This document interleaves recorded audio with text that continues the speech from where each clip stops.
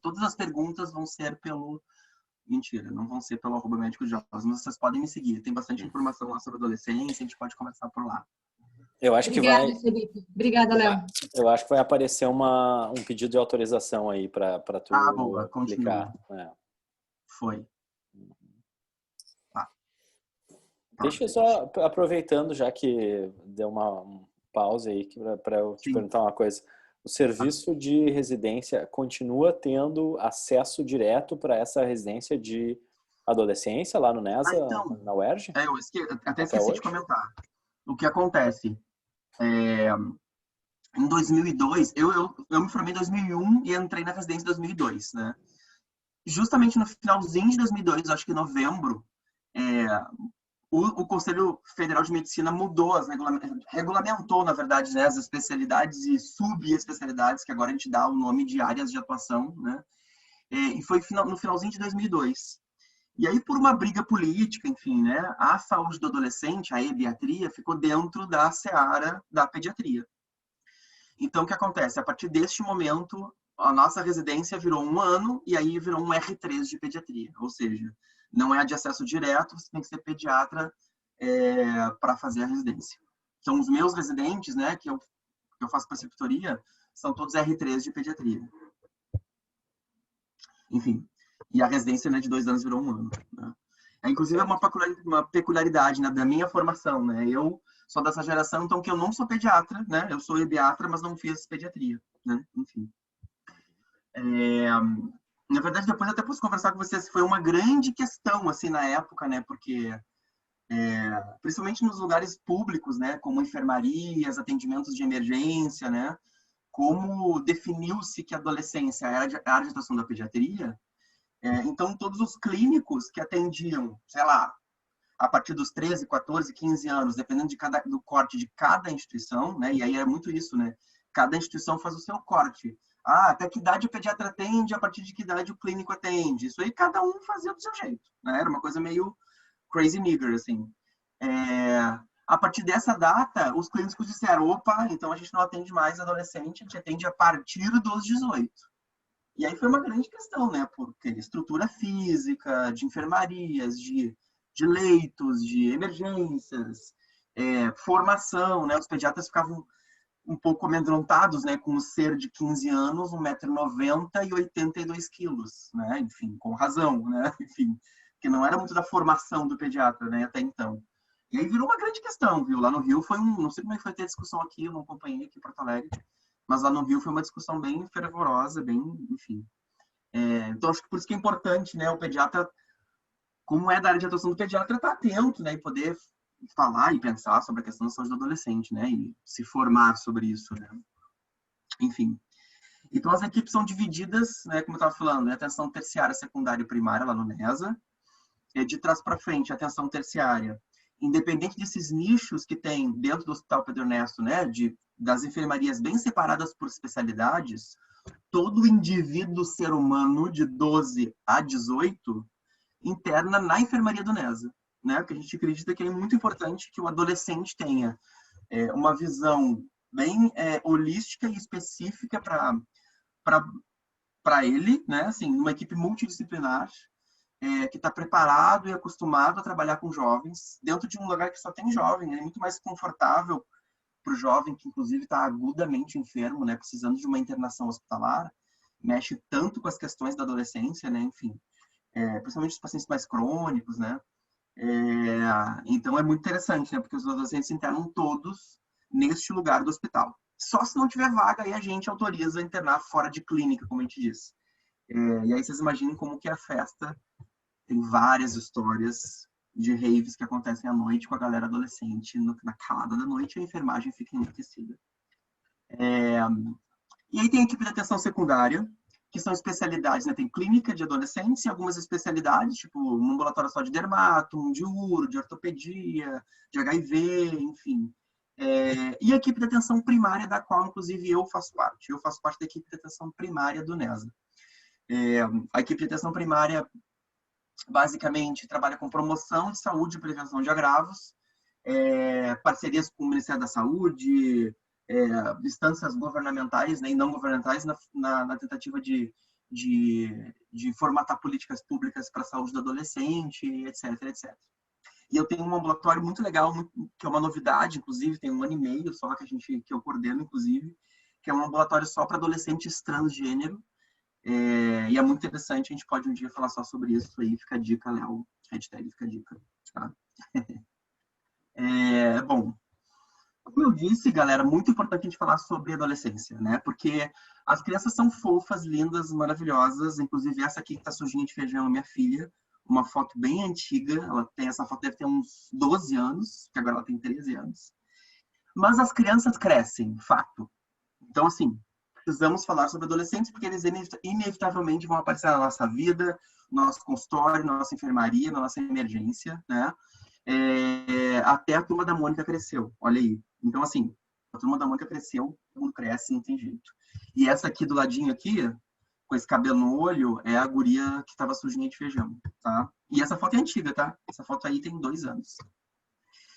Mas, então, assim, eles estão na nossa vida e as crianças crescem e vamos falar sobre particularidades da saúde do adolescente. Acho que vale muito a pena a gente tentar entender, mesmo que rapidamente, quem são o diabo dos adolescentes, né? Assim, para a gente poder ter uma atitude bem empática, né, e tecnicamente confortável com eles, é muito legal que a gente possa saber quem são os adolescentes, né? A gente possa discutir um pouquinho quem são esses caras, para a gente poder chegar mais próximo deles de uma forma mais afetiva possível. Eu vou usar uma bibliografia que eu gosto muito, sugiro até para quem não conhece, para falar sobre adolescência, que é desse cara aí que chama Contardo Caligares. É um livrinho pequenininho, bonitinho, que chama A Adolescência, que está aí na foto. Eu acho que é um livro que ainda está esgotado, vocês podem encontrar em sebos ou até, enfim, me pedirem aí uma cópia que eu faço para vocês. É um livrinho pequenininho, muito legal. O Contardo Caligares é um psicanalista italiano, radicado aqui no Brasil há muito tempo. E aí fala um pouco sobre a adolescência de uma forma muito legal, muito orgânica, muito gostosa de ler. E aí atrás, ó, de cabelo bem curto, é minha filha, Sofia. Essa foto é bem recente. Cortou os cabelos. Nada como a eterna mutabilidade da adolescência. Bom, gente, aqui eu queria que vocês participassem um pouco, assim. Só nessa parte, eu acho que vale a pena. Quem são os adolescentes? Então vamos lá. Adolescente é uma pessoa, ser humana, que já teve um tempo mínimo aí de assimilar todos os valores que são mais banais aqui da nossa sociedade, né? Ou seja, nossas regras de convivência. Pela OMS, o adolescente já é um cara que já está aí no mínimo há 10 anos na vida, e pelo ECA é um cara que já está aí no mínimo há 12 anos na vida, né? Então já teve um tempo, um bom tempo, para entender quais são os nossos valores principais, ou seja, o que a gente, enquanto sociedade ocidental, capitalista, né, nós aqui no Ocidente, o que a gente preconiza para ser feliz? Porque todo mundo nasce para ser feliz, né? Todo mundo quer nesta vida ser feliz. Então, quais são os códigos que a gente usa para ser feliz, gente? O que vocês acham? Na verdade, são duas coisas muito importantes, que a gente entende como importantes para ser feliz, e aí, de certa forma, a gente vai passando esse conhecimento para eles, né? E eles entendem, mesmo de forma direta, indireta, subliminar, enfim. Quais são as duas coisas que são mais importantes para ser feliz nessa vida, gente? Me respondam. Abra o microfone e fala aí. Financeiro? Hum? Financeiro? Muito bem. Quem é a pessoa que respondeu? Eu, Maria Júlia. Maria Júlia não precisa fazer mais a residência, já passou, já entendeu tudo da residência. Escuta isso, Léo, temos tempo ainda. Dinheiro. A gente entende que é muito importante ter dinheiro nessa vida para ser feliz. Fato, tá? E qual é a segunda coisa importante nesta vida para ser feliz? Emprego? Emprego tem a ver com grana, né? Sim, tá meio que relacionado, né? Emprego, grana, poder, né? Essas coisas estão meio que juntas. Quem tem mais dinheiro, quem tem um emprego bom, quem tem mais poder é mais feliz. Mas é uma outra coisa que descola disso, bem diferente. Relacionamentos? Relacionamentos. Gente, é a mesma pessoa que tá respondendo? Não, agora é a Alessa. Tá. Eu sou a Rio. Então você só tem residente boa, entendi. Relacionamentos. O que tem a ver relacionamentos? Então, mais. Relacionamentos pressupõe o quê? Vamos ser mais cru. Potência de quê? Para a gente ter um bom relacionamento, para a gente ser atrativo para ter relacionamentos, a gente precisa ter o quê de potente na nossa vida?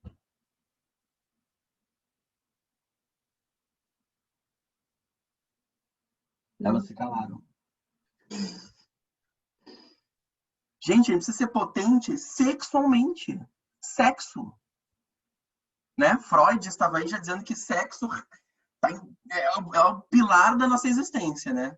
Então a gente acaba dizendo para os adolescentes que a gente valoriza na nossa sociedade, acaba passando essa mensagem desde que eles são pequenos, que grana, potência de dinheiro e potência sexual são coisas muito importantes para a gente ser feliz, para a gente ser valorizado, para a gente se valorizar, para a gente ser potente na vida. Certo? Então, muito bem. E eles vão ouvindo isso, gente, né? A gente vai construindo isso no nosso imaginário, né? A gente já inventou até uma coisa que homem que tem o pau maior é mais homem do que os outros homens. Olha o absurdo, né? De que envolve essa questão do corpo, da sexualidade, do sexo, da genitália e dessas coisas todas, né? As mulheres têm todo um ideal, né? De corpo bonito, de magro, de peito grande, de bunda não sei o quê. Então, esses são os ideais da nossa vida. E aí os adolescentes, desde criança, estão ouvindo. Chegar na adolescência, acontece o quê? O corpo e a mente deles estão totalmente maduros para colocar em prática isso que a gente está dizendo para eles. Ou seja, eu tenho uma capacidade abstrativa super boa do meu cérebro, eu tenho um cérebro bem abstrato, né, que raciocina, que entende, que planeja o futuro, com 12, 13 anos, e eu poderia, enfim, ser dono de um negócio, pensar como posso ganhar dinheiro, né? Enfim, ser dono de alguma coisa, né? Ter conta de banco, enfim.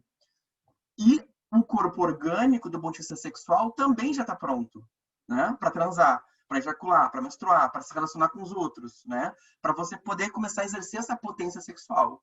E aí, o que a gente faz com eles? A gente diz, não, peraí, só um pouquinho. Não pode. Não, você tem 13 anos, você quer trepar, você tá maluco. Que isso, gente? Você quer trabalhar? Não, você tem muita coisa pela frente de trabalhar agora, não precisa. Você quer ter conta no banco? Não. Dirigir? Não.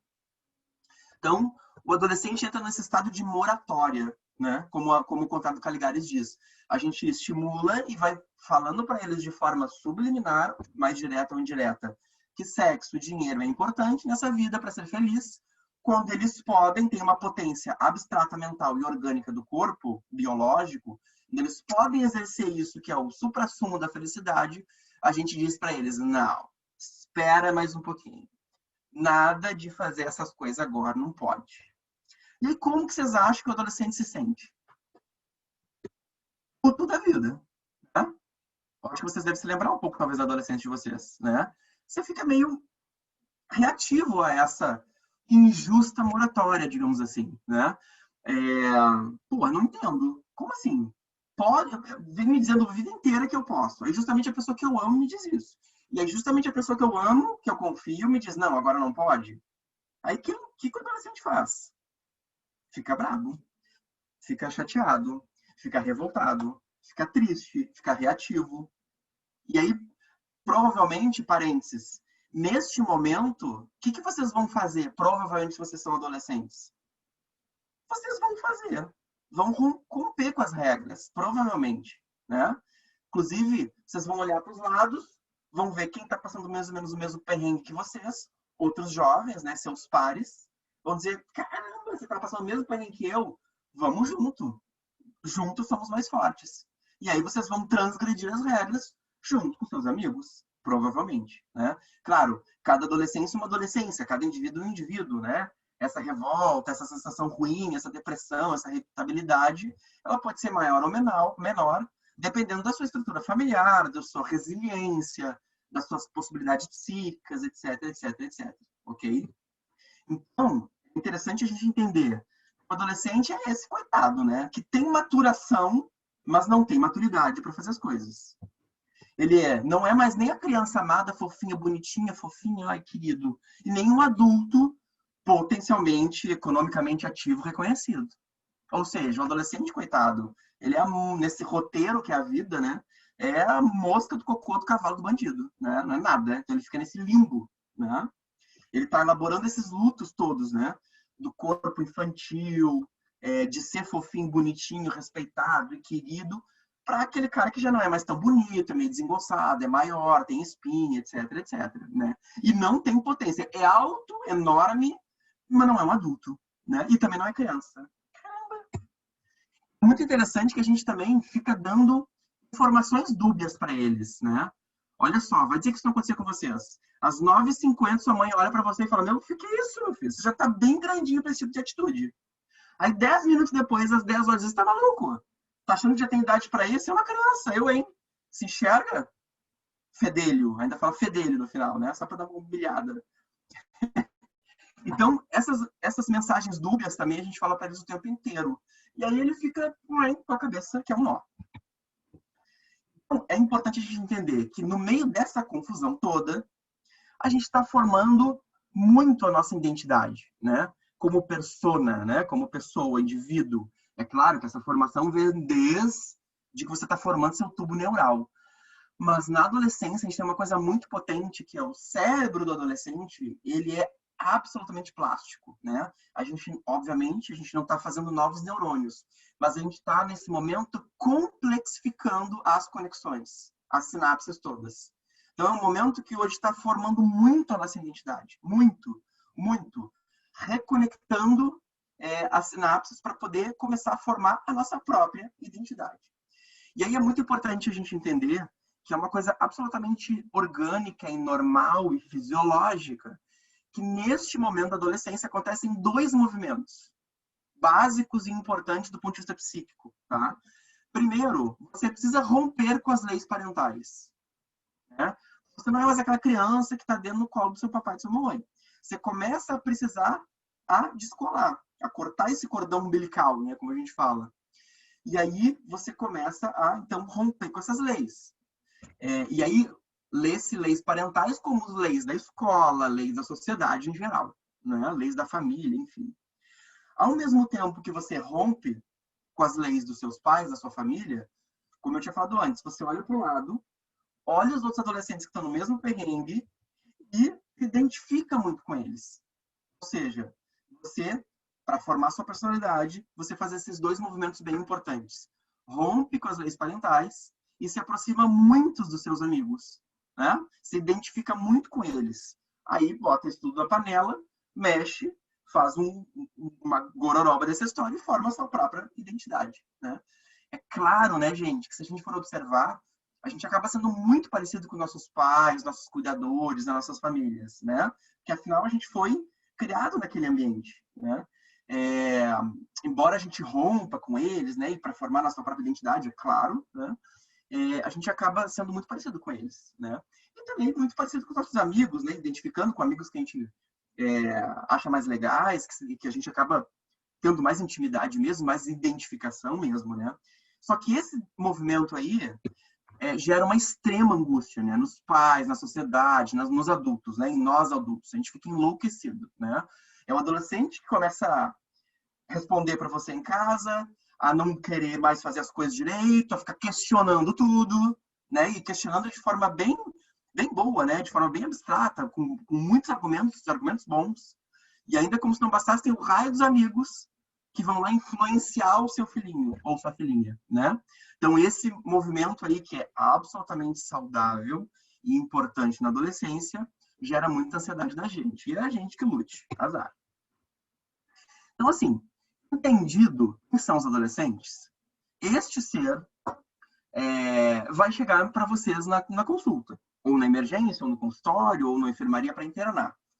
Com essa ebulição toda, né, de emoções, de sensações, de formação, de personalidade, etc., de crescimento do corpo, né, um corpo que está muito diferente, que ele está tendo que se acostumar, inclusive, do ponto de vista da sua própria percepção, né? Os adolescentes, com muita facilidade, principalmente no início da adolescência, quando está estirando a puberdade, é muito comum de eles derrubarem as coisas com facilidade, baterem nas coisas, bater com o ombro na porta, porque ele está entendendo ainda, o cérebro está entendendo do ponto de vista proprioceptivo que corpo é esse que eles estão carregando, né? Então é muito interessante isso.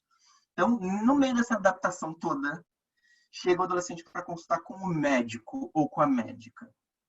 E aí, vamos embora. Vamos pensar algumas especificidades dessa consulta. Ou seja, eu trouxe algumas coisas para conversar para vocês, acho que umas 10 coisas, que eu acho interessante, que são muito particulares da consulta do adolescente.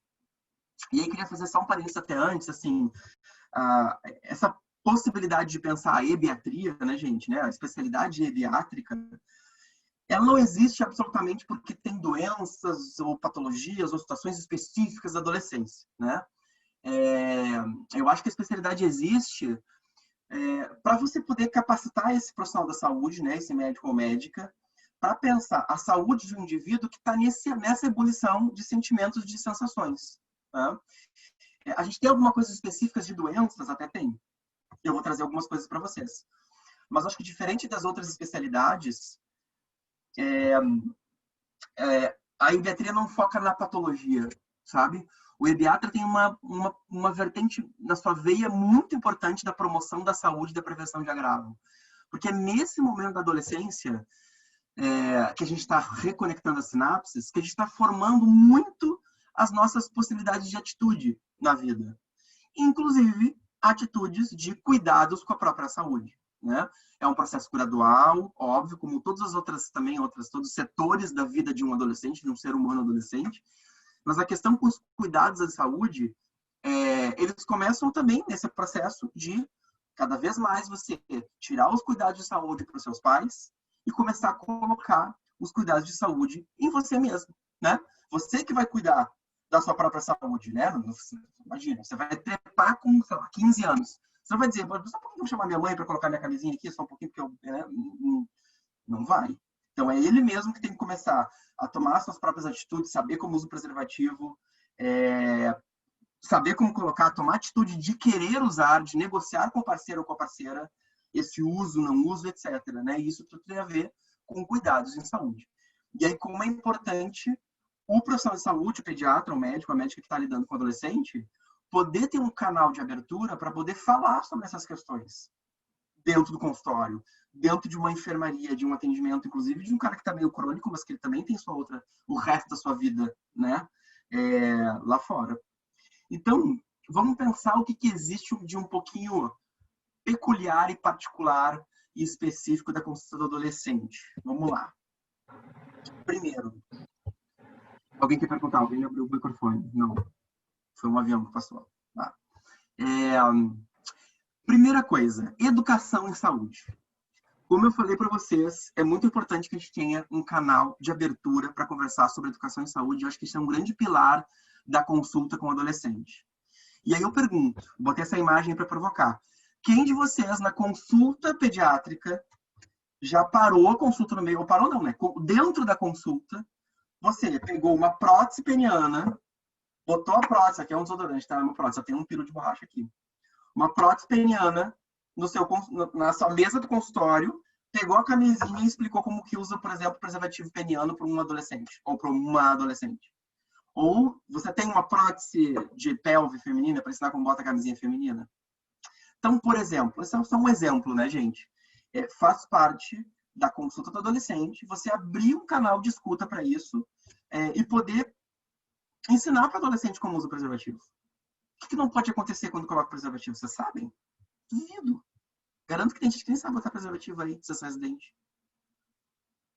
Então, é muito importante você ter essa possibilidade de abrir esse canal para educação em saúde, como, por exemplo, sexualidade. Sexualidade e sexo. Eu acho que talvez, né, assim, com alguma frequência pode ser o grande pavor do pediatra, né, assim, porque vocês estão muito acostumados com aquela pessoa sem pelos, né, que não precisa nem falar sobre sexualidade, né? E aí você chega com um adolescente que está pulsando a sexualidade erotizada, genitalizada, inclusive, como que fica a minha atuação enquanto profissional de saúde, né? E eu acho que um outro viés que a gente tem também é esse viés muito patologizante da nossa formação, né? Que a gente está preocupado mais com queixas de doença, né? Você está doendo, você está enjoado, você está com falta de ar, mas falar sobre, e aí, como está o seu coração? Está apaixonado, está apaixonada? Como é que você está? Isso a gente acaba não perguntando, né? E como é importante a gente poder abrir esse canal e falar sobre isso na consulta. Não esquecer, vou falar até um pouquinho sobre isso de novo, que nessa conversa sobre sexualidade, com adolescentes, sexo e sexualidade, a gente tem uns adolescentes LGBT. Então, às vezes, muito cuidado na hora de você conversar com esse jovem, né? Se você estiver na frente de uma menina que está se percebendo que é uma menina gay, uma menina lésbica, e aí você começa essa conversa com, abre aspas, e aí, como que estão os namoradinhos na escola?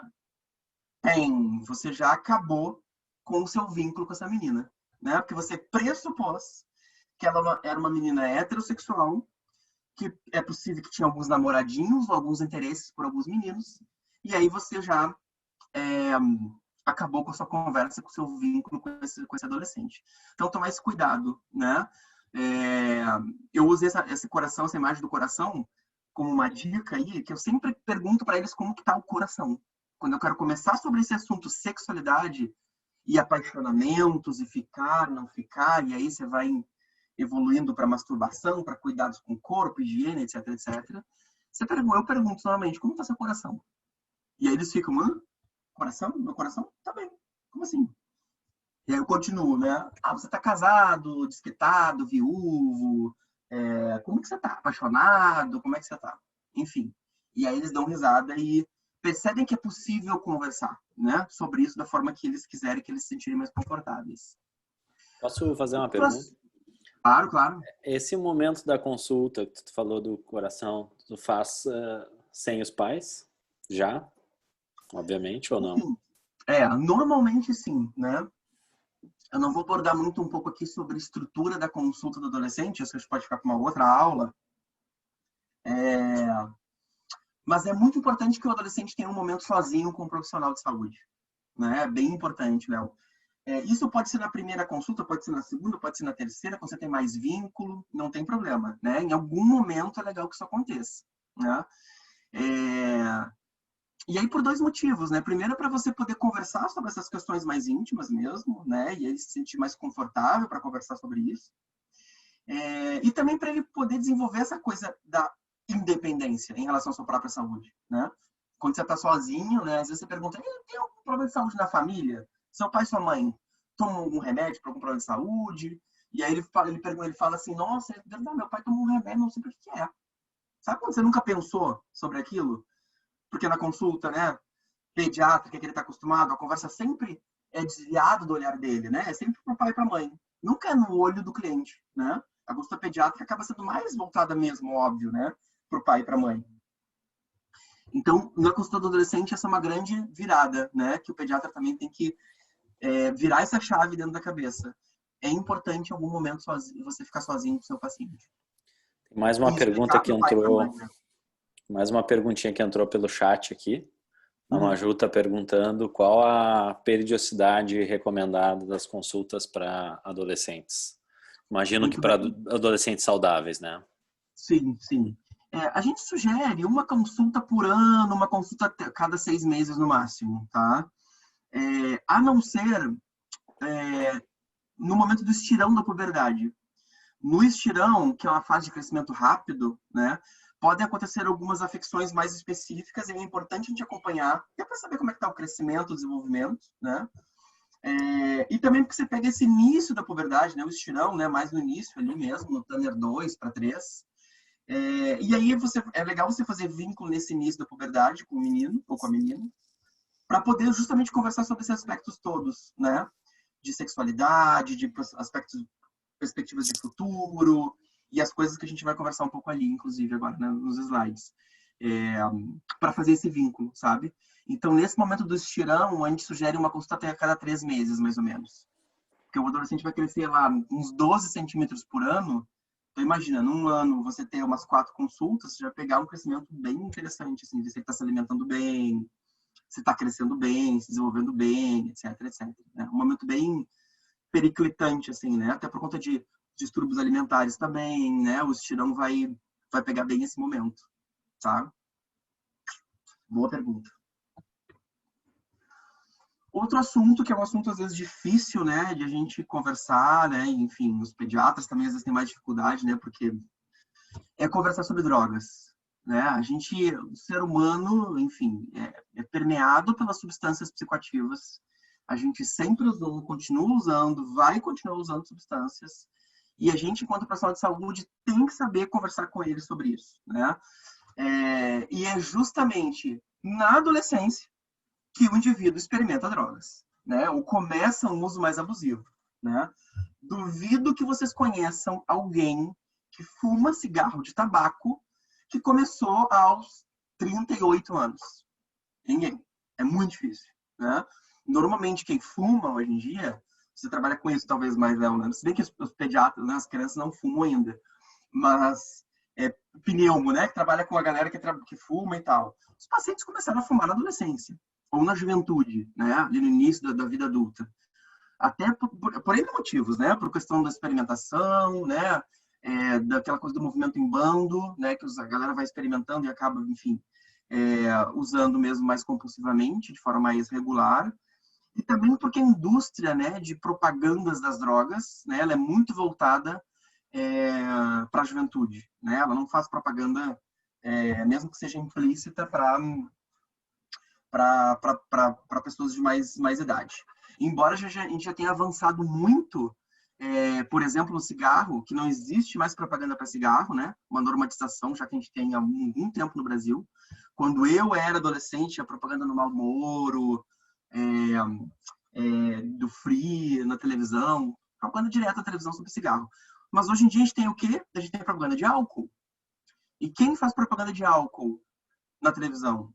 Normalmente são pessoas jovens, esportistas, né? Pessoas ligadas na cultura da juventude. Olha que louco, né? Então, assim, você precisa abrir esse canal para conversar sem preconceitos, sem moralismo, sem dedo na cara, sobre uso de substâncias psicoativas na adolescência. Só interrompendo mais uma vez aí. Sim. Tem um cara da USP que talvez tu conheça, Felipe, que é o Paulo Lotufo. É um cara que fala muito de tabagismo, ele é um pneumologista. Sim. E ele diz que o tabagismo é uma doença pediátrica, né? Olha aí. Porque em geral, ou quase sempre, na verdade, inicia na adolescência, né? Exatamente. E é um cara que é bem legal também, por isso eu lembrei agora, falar para os residentes também. Ele trabalha muito com prevenção de tabagismo, alcoolismo, mas principalmente tabagismo. E ele trabalha, assim, comunidades, ele também trabalha com mídias, ele tem até um site, chama Dr. Bartô. Se vocês quiserem ver depois, é uma coisa bem legal de conhecer. Uhum. É exatamente isso. E quando a gente fala drogas, também a gente fica assim, maconha, crack, cocaína, não sei o que. Gente, duas principais drogas que mais matam neste mundo: álcool e tabaco, né? Se eu tivesse uma lâmpada aqui e o gênio me dissesse, você pode acabar com duas drogas no mundo, eu ia acabar com álcool e tabaco, sabe? Tudo bem que é bom, né, tomar uma cervejinha. Mas acaba que a gente tem um aumento muito grande de mortalidade, né, doenças crônicas e tal, vinculadas a essas duas substâncias, né? E aí a gente fica assim pensando e demonizando drogas, né? Mas assim, as drogas que mais são preocupantes, até do ponto de vista de saúde pública, são drogas que são absolutamente corriqueiras e fáceis de usar e estão disponíveis, né? Enfim, e são lícitas, né? Enfim, então a gente precisa conversar sobre álcool e tabaco com os nossos pacientes pediátricos, adolescentes, pediátricos, enfim, né? E só lembrando de uma coisa também, eu falei lícito agora, né? Mas nenhuma droga é lícita na adolescência. Não sei se vocês já se deram conta disso, né? Álcool e tabaco também são proibidos para menores de 18 anos, ou seja, são ilícitos. Se tiver algum armazém vendendo álcool para menores de idade, o dono desse armazém pode ser responsabilizado. Se tiver algum pai ou mãe fazendo uma festinha de 15 anos com álcool que é permitido que os adolescentes usem a substância, esse pai e essa mãe podem ser responsabilizados, inclusive, criminalmente. Se tem algum pai ou mãe que oferece cervejinha para o seu filho de 16 anos dentro de casa, que mensagem que esse pai ou mãe está passando para esse jovem, né? Enfim, a gente pode fazer uma aula também só sobre drogas, mas só para a gente pensar nessas coisas, né? Como as substâncias estão permeadas na nossa vida, inclusive são assuntos de saúde dentro do nosso consultório para o nosso paciente adolescente, tá? Quarta especificidade que eu acho importante a gente falar um pouquinho sobre, entender sobre a questão da irregularidade menstrual do início da adolescência. Acho que vocês devem saber sobre isso, mas não custa lembrar, e eu já vi alguns endócrinos pedindo 1 milhão de exames para uma menina de 14 anos que tinha começado a menstruar aos 13 e estava com um ciclo irregular. E essa menina foi fazer 1 milhão de exames para ver o que estava acontecendo com o seu ciclo hormonal. Gente, logo depois da menarca, né, que é a primeira menstruação da menina, pode existir uma irregularidade menstrual bem importante por até 2 anos. E isso é uma coisa absolutamente fisiológica, né? É o eixo hormonal que está se acostumando, que está se amadurecendo, né? Então a gente não vai ficar absolutamente apavorados com isso.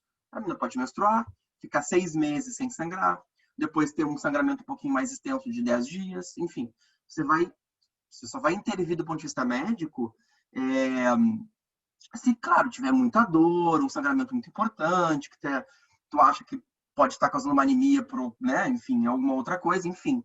Mas, normalmente, a gente não precisa fazer nada para além de orientar. E isso é bem importante, né? Essa coisa da orientação, tá? A atitude preventiva. A esmagadora maioria das questões da saúde do adolescente você pode prevenir, né, dores de cabeça, incomodações e preocupações necessárias com uma boa orientação nessa consulta do adolescente saudável que vai lá consultar contigo para falar sobre a adolescência e fazer um acompanhamento dessa puberdade que está chegando, né?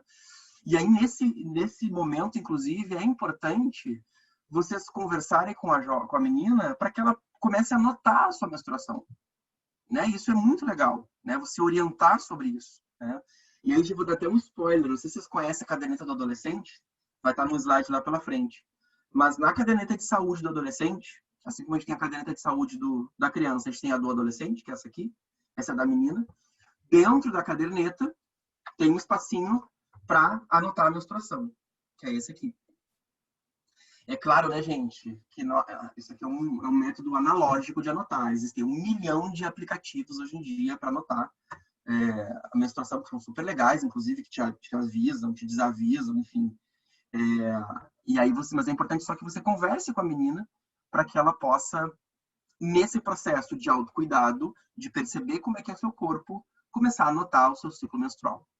Okay? Até para entender qual é a regularidade desse ciclo, saber se está regular, se está irregular, se é normal, se não é, se passaram aqueles 2 anos depois da menarca, ok?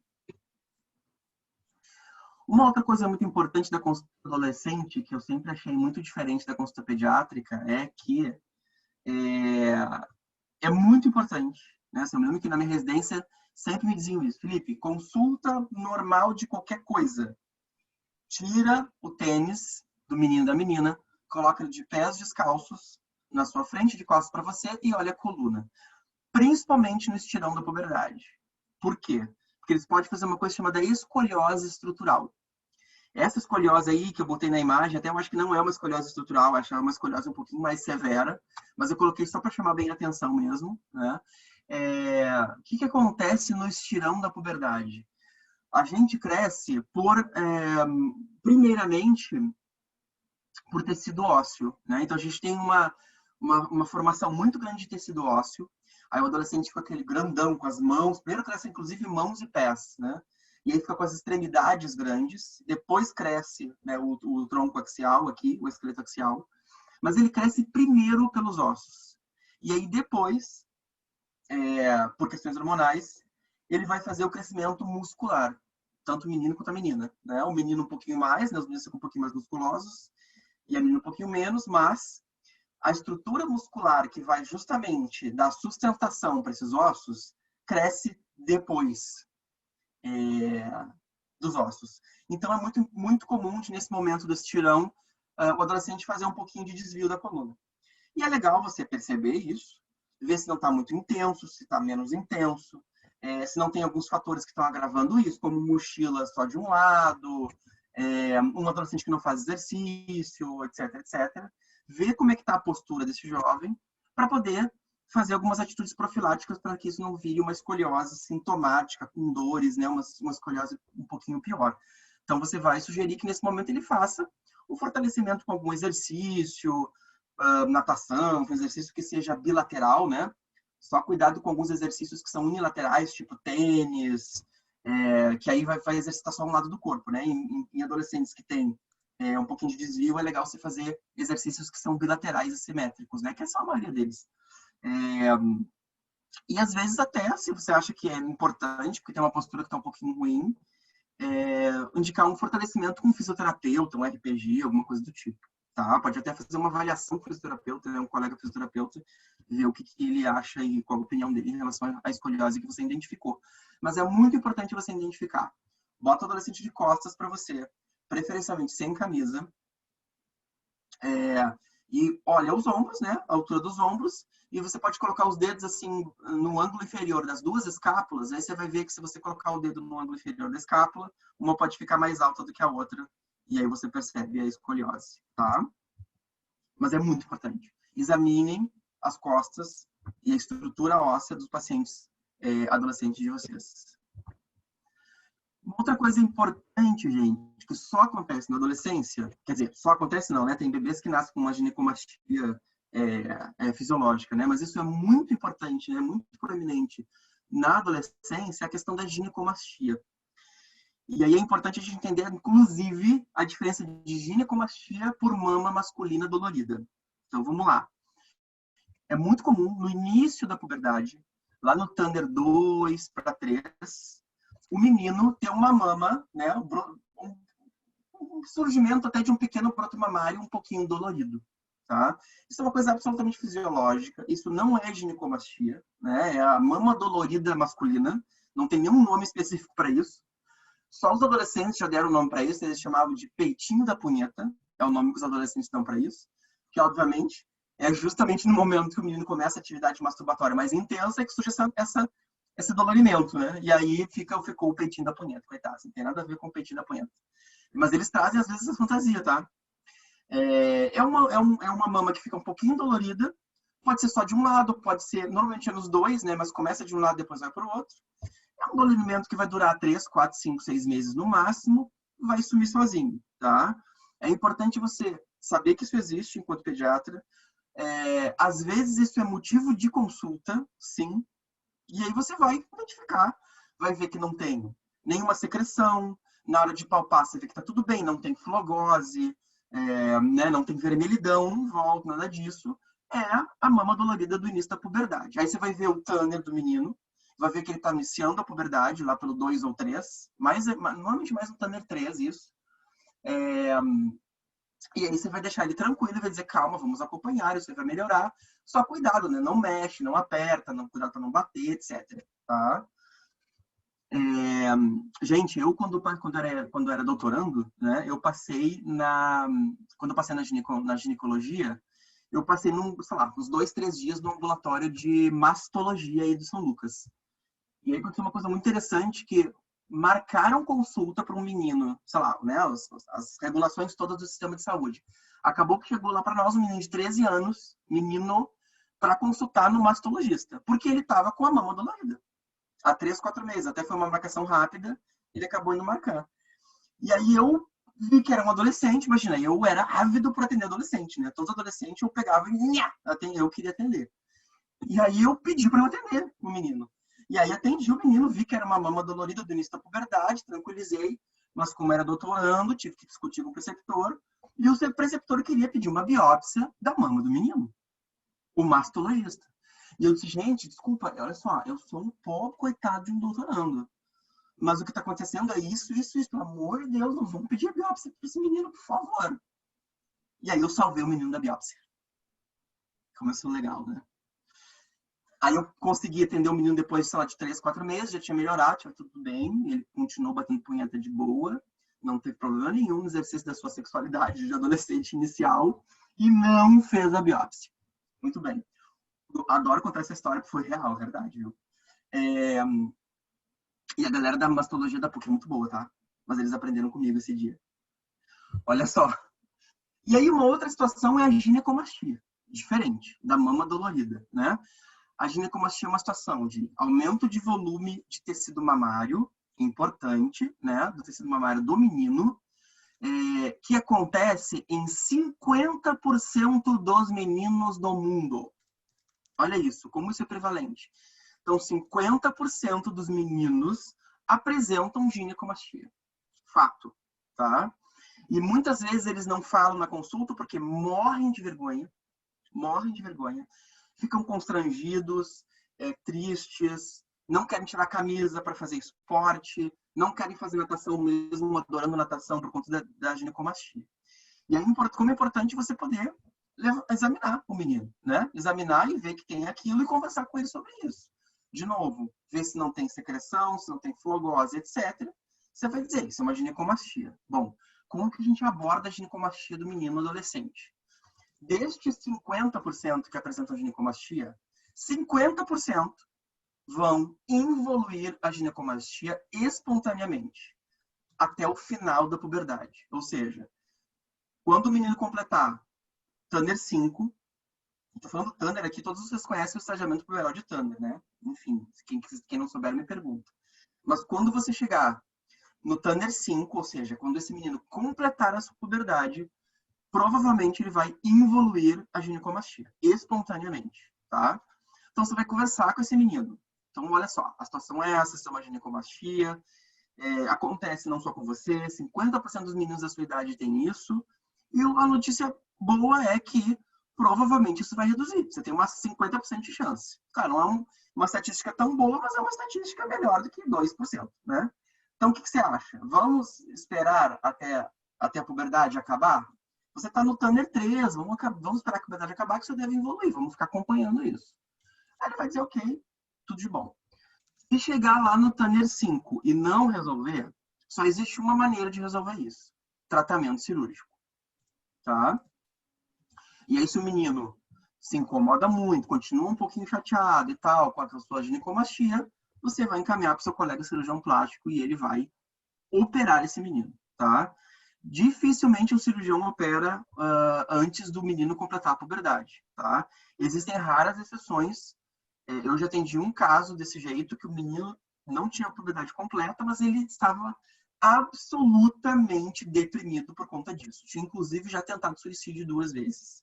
Então, assim, nessa situação, talvez você considere operar, né? A gente prefere não operar antes disso, porque você pode operar e, como o menino está desenvolvendo ainda a sua puberdade, né, essa formação puberal, ele pode desenvolver de novo o tecido mamário. Mas a situação psicodinâmica do menino era tão grave que a gente resolveu operar, encaminhar para a cirurgia plástica, a galera operou, tá? Então, por isso que é importante a gente ouvir o adolescente, né? O pediatra, o médico que atende adolescentes tem que estar muito, muito disponível para ouvir. Muito mais do que falar, às vezes, né? Ouvir como ele está se sentindo, para poder pensar junto com ele a melhor conduta para as situações todas, ok? Cefaleia e dor abdominal. Gente, cefaleia e dor abdominal é coisa ridícula. Pois é. Se a gente for pegar uma causa única de atendimento, a gente fez uma pesquisa lá no NESA. Qual é o principal motivo de consulta, né? De coisas patológicas mesmo, assim, né? De queixas. De consulta para um atendimento de atenção primária à saúde, né? Ou seja, um atendimento porta aberta. Dor de cabeça e dor de barriga.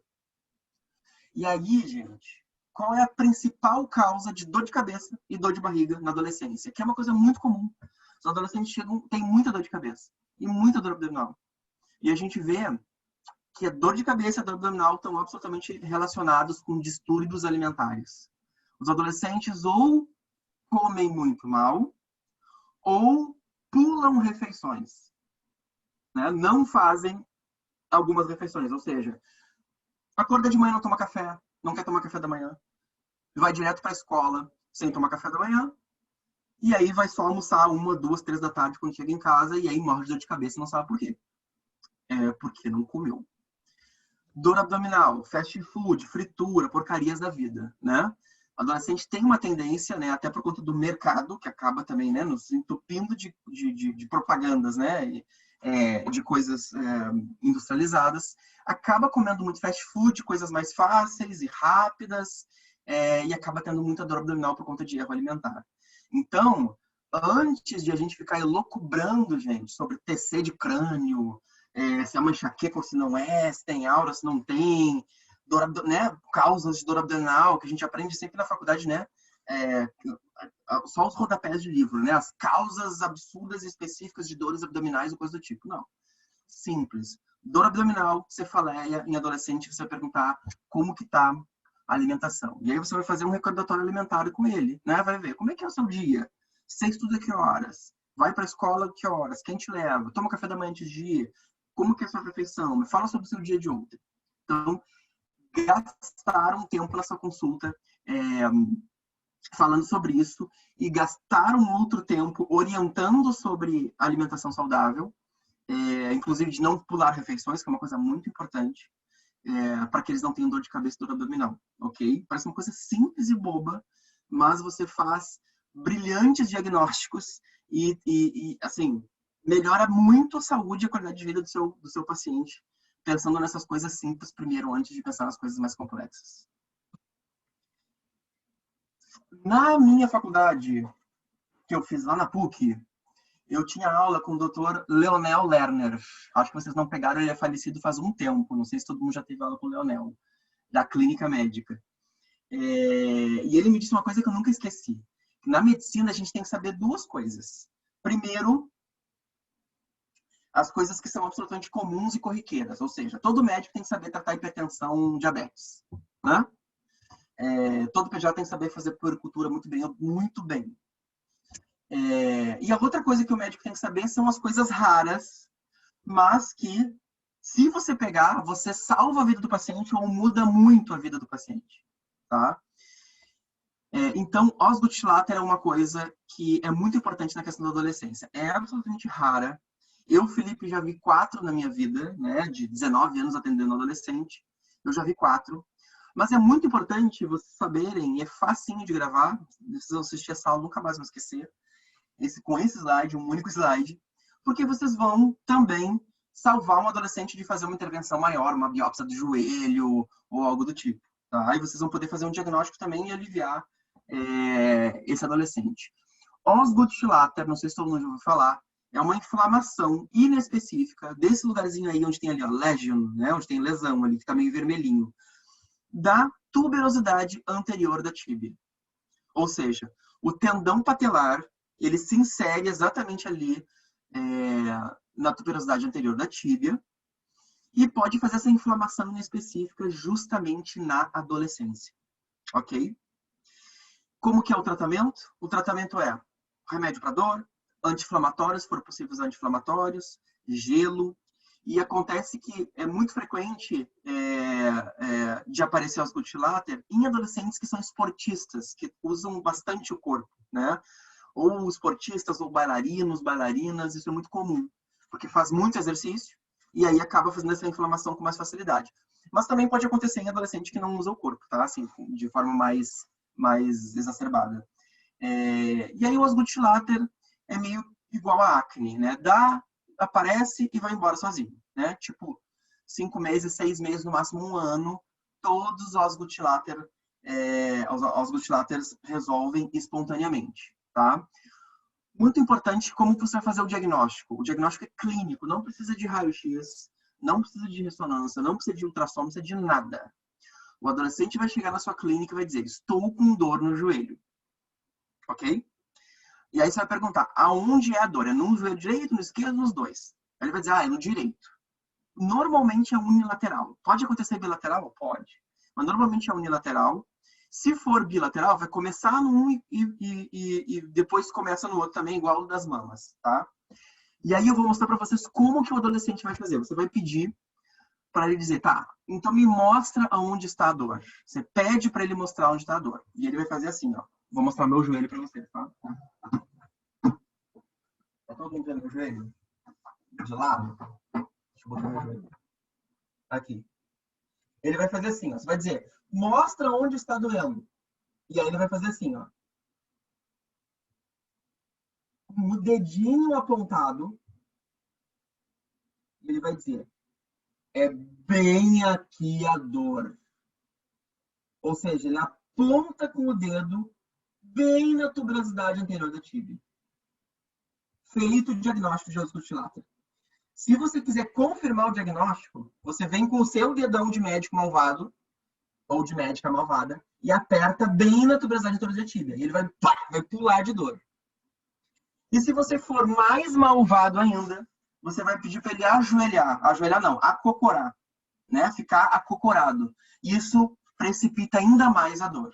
Pronto, feito o diagnóstico. Tá? A dor no joelho não é aquela que você fala assim, é por aqui a dor.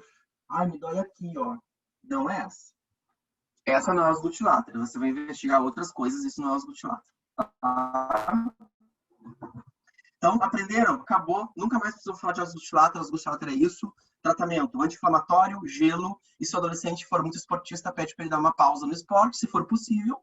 Também, às vezes, o cara que é bailarino, eu já vi um bailarino uma vez. Ele vai dizer, pô, Felipe, eu não vou parar de fazer balé. Eu disse, tá bom. Então, vamos fazer gelo, fazer anti-inflamatório, e aí vida que segue. Tá? Distúrbios alimentares é algo bem importante, né, na vida do ser humano, né? E aí os vários distúrbios que tem, a gente tem anorexia, bulimia, drancorexia, que é o uso de álcool junto com anorexia. Os distúrbios alimentares, normalmente, eles se iniciam na adolescência, né? No finalzinho da adolescência, enfim. Quanto mais precoces os distúrbios começarem, mais grave é o prognóstico, né? E é muito importante a gente estar atento a isso, né? Você poder conversar com o adolescente. Como que eu converso sobre distúrbios alimentares com o adolescente? Primeiro, pergunto como que está a alimentação, como é que ele está se alimentando. O pai e a mãe ajudam um pouco, né, para conversar um pouco sobre isso. Não come nada, come bem, não come bem. Mas eu também pergunto assim, como que está você em relação ao seu corpo? Como que você está se percebendo? E agora você é adolescente, como que você está com o corpo de adolescente? Que é um corpo diferente, né, fulano? É um corpo que não é mais um corpo de criança, né? Como é que você está com o seu corpo? E aí você abre a conversa, né? Normalmente, nos distúrbios alimentares, principalmente na anorexia nervosa, a adolescente tem uma absurda incompatibilidade, né? Desgosto com o seu corpo, né? A gente chama isso de disforia, né? Em relação ao corpo. Ela está super magra, como está nessa imagem, ela se olha no espelho e se percebe gordinha, né? Querendo sempre emagrecer mais, na anorexia. Mas então é importante que o pediatra ou médico de adolescente que esteja trabalhando com jovens esteja bem aberto para conversar abertamente, sem preconceitos, sem ideias preconcebidas sobre essa questão do distúrbio alimentar. Finalmente, aquilo que eu já tinha conversado um pouco, né? Lá no slide anterior, nunca esquecer dos adolescentes LGBT. Aliás, né, respeitando bem a sigla dos adolescentes LGBTQIA+. Não sei se todo mundo conhece essa sigla. L de lésbicas, G de gays, B de bissexuais, T de trans, transgênero, Q de queer, I de intersex, A de assexuados. E como a sexualidade humana ela é absolutamente múltipla e colorida e divertida e maravilhosa, a gente acaba colocando esse mais na sigla para respeitar todas as outras possibilidades da sexualidade humana e aí colocar dentro da sigla, o maisinho, tá? Então, nunca esquecer que o seu adolescente, ele pode ser um adolescente LGBT, claro, óbvio, né? Porque ele é um ser humano, né? A sexualidade humana está dentro dos seres humanos, adolescente é um ser humano, então logo ele pode ser um adolescente LGBT. E principalmente, obviamente, eu vou falar, né, especificamente aqui para vocês, não sei se todo mundo conhece, essa bandeira aqui de baixo, que é azul, rosa e branca, é a bandeira do orgulho trans. Eu acho que a gente precisa se dar conta e perceber que também essa questão da identidade de gênero, né, que tem um pouquinho menos a ver, que aliás não tem nada a ver com orientação sexual, né, identidade de gênero está dentro dessa questão LGBT, mas tem a ver com identidade, começa na infância e na adolescência. né? As pessoas trans não se percebem trans assim aos 18 anos, né? Com uma chuva de purpurina que cai na cabeça da pessoa e a pessoa, gente, eu sou trans. Né? Eu que tenho trabalhado alguns anos com adolescentes trans, a esmagadora maioria deles se percebem trans desde a infância. Então, a questão trans é um tema do pediatra, né? Para a gente estar atento e poder respeitar essa criança, esse adolescente que se percebe numa identidade de gênero diversa. E aí, só queria falar uma coisa sobre isso, sobre a questão trans, que é que a gente precisa muito, muito respeitar o nome social dos nossos pacientes. Não sei se todo mundo já ouviu falar de nome social, se vocês conhecem esse termo, nome social, mas isso é uma legislação brasileira já, que até pode mudar um pouquinho de estado para estado, mas assim, enquanto federação, a gente já tem essa questão do nome social muito bem estabelecida, mesmo nesses momentos mais difíceis da nossa política, que a gente está dando vários passos atrás, né, do ponto de vista científico, né? Mas a gente ainda consegue manter esse respeito ao nome social, que é o jovem ou a jovem que se identifica com outro gênero, né, o jovem trans, ele tem o direito de usar um nome que é mais compatível com o seu gênero, que ele se sente mais confortável em todos os ambientes da vida dele. Escola, saúde, serviço social, etc, etc, etc. Né? Então, principalmente na saúde, né, principalmente no seu consultório, no seu atendimento em saúde, você precisa que esse jovem fique absolutamente confortável com você. Né? E o nome da gente, o nome que a gente se sente mais tranquilo e confortável, é algo absolutamente formador do nosso caráter. É algo muito importante. Imagina alguém que não me chama pelo meu nome, Felipe. Me chama de um outro nome. Me chama de um nome que eu não gosto, que eu não sou confortável com ele. Isso é péssimo para o vínculo, né, com o meu paciente. Então, muito respeito ao nome social.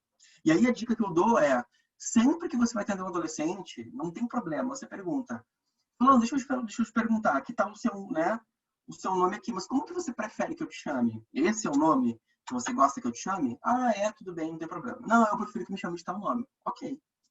Por uma questão legal, você tem respaldo jurídico para colocar o nome social no prontuário do seu paciente, ok? Aliás, essa pergunta que eu fiz aqui, que eu fiz simulando o médico fazendo, né, essa pergunta, o médico ou a médica, deve ser feita lá na ponta do serviço de saúde, lá no início, na verdade, né? Porque o paciente, antes de chegar até vocês, já passou por um cadastro, já fez uma ficha, etc, etc, né? Então, é importante que aquela pessoa lá da matrícula já esteja preparada para perguntar dessa forma e respeitar o nome social de todo mundo, ok? E, finalmente, galera, acho que esse é o meu último slide, é que vocês ficassem muito atentos às novas tecnologias, tá? As novas tecnologias estão aí, os adolescentes usam elas demais, eles se expressam através das novas tecnologias, e isso também tem que ser assunto da consulta do pediatra que atende adolescente, né? Falar sobre os desafios da internet, sobre nudes, sobre cyberbullying. Vocês conhecem desafios da internet, né? Existem milhares, e os adolescentes fazem. E tem alguns adolescentes que morrem por fazer desafio da internet. Não sei se vocês já viram, por exemplo, o desafio do desmaio. Vocês já viram isso? Os adolescentes, tem vários vídeos no YouTube. Infelizmente, tem vários vídeos sobre isso no YouTube. Se você colocar no YouTube, desafio do desmaio, você vai ver vários adolescentes que fazem isso e explicam como que faz. Eles apertam o tórax contra a parede, a ponto de comprimir o coração, faz um hipofluxo cerebral e eles desmaiam. Acontece que, nessa brincadeira, vários fazem um hipofluxo mais severo, fazem crise convulsiva, vomitam, aspiram, enfim, várias possibilidades que podem acontecer aí e acabam morrendo mesmo. Galera, eu fui num seminário no Rio de Janeiro 2 anos atrás, que era sobre novas tecnologias e uso de internet, juventude, etc. Vou contar só uma coisa para vocês. Eu conheci, nesse seminário, o presidente da Associação Brasileira dos Pais e Mães que tiveram seus filhos falecidos no desafio do desmaio. Vocês têm ideia que existe uma associação brasileira disso? Tamanho é o número de adolescentes que morrem por conta do desafio do desmaio. E aí esse é só um exemplo, né? Então, assim, como é importante, numa atitude profilática de saúde, quem atende adolescente, conversar sobre novas tecnologias. Conversar sobre nude. Quem nunca mandou um nude, né? Pois é. Então, assim, a gente precisa conversar com eles sobre isso. É legal mandar nude? Não é legal? Como que manda? Como que não manda? Quais são os riscos? Benefícios? Enfim, coisas boas, coisas ruins. Conversar sobre isso, né? Sem ideias preconcebidas, sem colocar o dedo na cara, mas é importante conversar sobre isso. Cyberbullying, inclusive, né? Principalmente nesse momento de pandemia, o bullying está indo para o lugar digital, né? E tem adolescentes que sofrem muito com isso. Acho que era isso, gente. Assim, aí está a caderneta do adolescente, que eu tinha mostrado anteriormente para vocês. Essa é a caderneta do menino e essa é da menina. É importante que vocês conheçam esse instrumento. Esse é um instrumento maravilhoso para fazer promoção de saúde, tanto na unidade básica de saúde, quanto no adolescente internado, quanto no seu consultório. Um dia eu tenho uma aula só sobre caderneta do adolescente, um dia a gente pode falar sobre isso também. Tem várias coisas aqui muito legais sobre saúde do adolescente, que é um instrumento que não é um panfleto, né, que serve para você distribuir para os adolescentes, não. Você dá no contexto da consulta, você coloca aqui os gráficos de crescimento, desenvolvimento, assim como tem na caderneta da criança, tem os gráficos de crescimento e desenvolvimento aqui dentro da caderneta também. Tem o estadiamento puberal de Tanner, que você mostra para o seu paciente, mostra para ele ler, mostra para a família. É legal a família ver, né, que o seu filho está crescendo, entender que fase é essa. As famílias, às vezes, ficam muito assustadas com a questão da adolescência também, um pouco perdidas. Então, esse é um instrumento que vocês, enquanto pediatras, vocês têm que conhecer, ok? E, por fim, último slide mesmo, gente. Na adolescência existe uma coisa que eu aprendi desde o primeiro dia que eu entrei no NESA, que é a síndrome das oportunidades perdidas. Ou seja, se você tem um adolescente na sua frente, você aproveita para conversar com ele sobre saúde e, inclusive, sobre todas as facetas da saúde da vida dele, né? Mesmo o adolescente que está internado, o adolescente está internado com uma insuficiência renal crônica agudizada, você vai conversar com ele sobre camisinha. Você vai perguntar para ele como é que estão os projetos de futuro. Você vai perguntar como é que está a escola, como é que está o coração, como é que estão os apaixonamentos. Não deixe de conversar com o adolescente. A gente já viu que os adolescentes eles consultam muito pouco os serviços de saúde, por diversos motivos. O principal deles que eu acho é que a gente não é muito amigável a eles, né? Os serviços de saúde não são amigáveis ao barulho do adolescente, o tempo do adolescente é outro, ele quer que seja tudo rápido, né? Porque a adolescência é muito rápida mesmo. Então ele quer ser atendido para ontem, quer chegar no posto de saúde, quer ser atendido rápido, tem uma questão lá, vai marcar para daqui a 3, 4 semanas a consulta. Pixe, já passou. Daqui a 3, 4 semanas ele já aprendeu como é que resolve sozinho e ele deu o jeito dele, né? Então, converse, abra o olhar e pense nesse tempo do adolescente que é outro, tá? Teve uma situação na minha residência, gente, que eu nunca esqueci, vou contar rapidinho para vocês. Eu fui atender um menino de 13 anos, que a preceptora me deu e disse assim, Felipe, olha só, esse menino já está 6 meses consultando aqui, a gente não aguenta mais, era uma síndrome da arranhadura do gato. Tinha feito abscesso, tinha drenado abscesso, tinha feito múltiplas doses de antibióticos, esquemas múltiplos, tal, porque tinha dado resistência e tal, mas ele estava ótimo. Era uma consulta só para ver e dar alta. E assim a preceptora me disse, olha só, é só para olhar para a cara dele, dar alta, ver que tá bem mesmo, não sei o que, chega, deu, né? Esse guri já está aqui há 6 meses, 13 anos. E aí um bom residente, Carola, nerd que sou, né? Síndrome das oportunidades perdidas. Fui lá perguntar para ele, conversar com ele sobre várias coisas. Hipersexualidade, como é que tá isso, como é que tá aquilo, escola, blá, blá, blá. Tudo bem. Aí fui examinar, síndrome das oportunidades perdidas. Fui examinar ele inteiro. Olhei ali onde tinha os abscessos, mas aí também medi a pressão, auscultei o coração, vi a garganta, palpei gânglios, auscultei o pulmão, fui ver o Tanner do menino para também examinar a genitália. O pênis do menino pingava pus. Descarga uretral purulenta franca. E o menino não tinha me dito nada na anamnese. Eu disse, meu Deus, o que aconteceu comigo? Uma gonorreia. Eu disse, o que está acontecendo aqui? Que você nem me falou que não está com dor para fazer xixi. Ah, sim, estou com muita dor, mas eu não comentei, porque eu fui no posto de saúde ontem e me deram Voltaren. Me deram esse remédio aqui, no Cataflan. E aí eu estou super melhor da dor, já estou tratando isso, fica tranquilo, já dei conta disso. Olha a confusão. Aí o menino tinha 13 anos, tinha uma IST, aí eu fui ver com quem que ele tinha trepado para poder tratar os contactantes. Ele tinha transado com a vizinha de 40 anos numa cachoeira, que era casada, inclusive. Olha o tamanho do rolo. Primeiro, eu morri de inveja porque eu nunca trepei numa cachoeira. Eu, Felipe, nunca. Não sei se vocês já treparam em cachoeira, mas eu nunca. O guri de 13 anos já tinha trepado na cachoeira. Porra, ninguém merece. E aí olha o rolo, né? Assim, a vizinha, maior de idade, menos de 14 anos é estupro de vulnerável. Então, assim, a consulta que era só olhar para a cara dele e mandar embora, virou um quiprocó, que vocês não têm ideia. Então, nunca se esqueçam da síndrome das oportunidades perdidas. A adolescência, gente, não é chata. Não é aborrecência.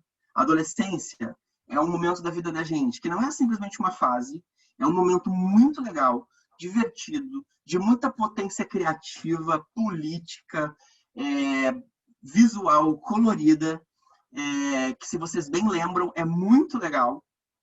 E é um momento muito importante para a gente, profissional de saúde, chegar junto, atuar junto, porque é um lugar, um momento de formação de personalidade e de mudança de comportamentos. É ali que a gente vai plantar algumas sementinhas de vínculo, de confiança, e esse adolescente vai poder, pelo resto da vida, ter atitudes mais saudáveis e mais potentes da vida final da adolescência e da vida adulta. Muito obrigado. Não esqueçam de me seguir, Médico de Jovens. Eu ainda estou chocado com a turma da Mônica, que até beijo na boca. Um horror. Chega. Obrigado, gente. Felipe, muito obrigado, cara. Muito bom.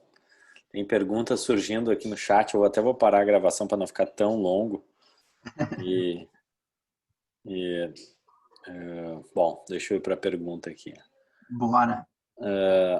Exame de genital obrigatoriamente deve ser feito na presença dos pais ou responsáveis? Muito boa pergunta. Então, vamos lá.